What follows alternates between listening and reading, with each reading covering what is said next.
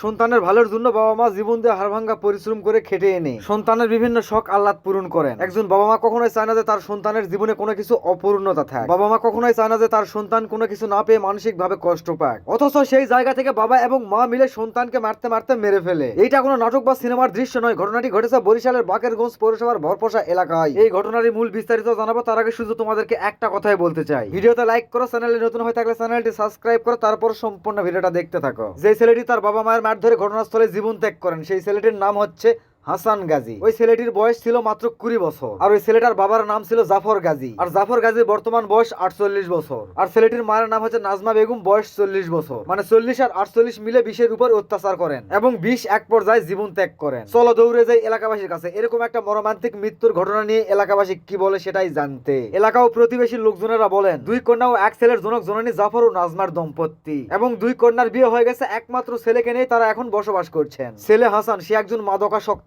ছিলেন। হাসান বিভিন্ন ধরনের নেশা করতেন এবং উশৃঙ্খল ছেলেপেলেদের সাথে চলাফেরা করতেন। সে নেশার টাকার জন্য মাঝে মাঝে বাড়িতে ঝগড়া করতেন। সে অনেক সময় নেশার টাকা না পাইলে বাবা এবং মাকে মারধর শুরু করতেন। এবং পাড়া প্রতিবেশীর লোকজনেরা আরো বলেন গত মঙ্গলবার দুপুর বেলায় 5,000 টাকা চান তার বাবা মার কাছে। টাকা না থাকায় দিতে না পারার কারণে বাড়িতে অত্যাচার শুরু করে দেন। তারপর এক পর্যায়ে ঘরের আসবাবপত্র ভাঙচুর শুরু করেন। তারপর বাবা বাধা দিতে গেলে বাবাকেও মারধর শুরু করেন। ওই সময় তাকে বাঁচাতে যান তার স্ত্রী নাজমা। নাজমা মানে হাসানের মা। হাসানের মা যখন তার বাবাকে বাঁচাতে যায় তখন হাসান তার মাকেও মারধর শুরু করেন। তখন একটা পাইপ দিয়ে হাসানের মাথা ও ঘাড়ে পিটন শুরু করে দেন। তখন এক পর্যায়ে হাসান ঘটনাস্থলে মারা যায়। তারপর হাসানের মা ও বাবা দুইজন মিলেই থানায় যান। তারপর বাকেরগঞ্জ থানার ওসি আবুল কালাম আজাদ বলেন বিকেল 4টার দিকে জাফর গাজী ও তার স্ত্রী নাজমা বেগম থানায় এসে জানান তারা দুইজন মিলে পুত্রকে পিটিয়ে হত্যা করেছেন। তাদের বক্তব্য শুনে ঘটনাস্থলে পুলিশ পাঠিয়ে দিয়ে লাশ উদ্ধার করেন এবং বাকেরগঞ্জ উপজেলা স্বাস্থ্য কমপ্লেক্সে নেওয়া হয়। তারপর সেখানকার কর্মরত চিকিৎসক হাসানকে মৃত বলে ঘোষণা করেন। এদিকে ওসি জানান এরকম ঘটনা ঘটালে মামলাও হবে। আমি মনে করি এরকম পাগলা কুত্তারা মারার বিচার না করাই ভালো হবে। আপনারা কি মনে করেন সেইটা জানাবেন কমেন্ট বক্সে।